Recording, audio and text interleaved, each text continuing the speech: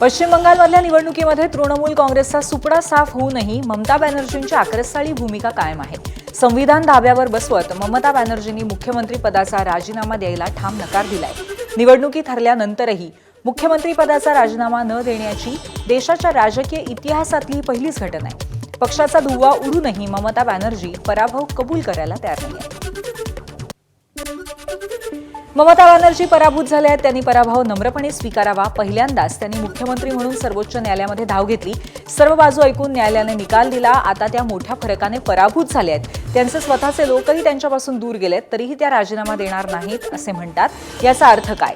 देशाची लोकशाही त्यांना किती कमकुवत करायची आहे असा सवाल विचारत भाजप नेते रविशंकर प्रसाद यांनी ममता बॅनर्जींवर टीका केली आहे। संविधान के मुताबिक 8 तारीख को बंगाल की विधानसभा का टर्म ही खत्म हो जाएगा। उससे एक दिन आगे नहीं बढ़ सकता है। जब विधानसभा खत्म हो गई, आप भी खत्म हो गई, आप तो हार चुकी हैं, फिर भी कर मैं इस्तीफा नहीं दूंगी। और यही लोग कौन हैं जो संविधान के प्रोटेक्शन की बात करते हैं? ये बिल्कुल बेबुनियाद बात है।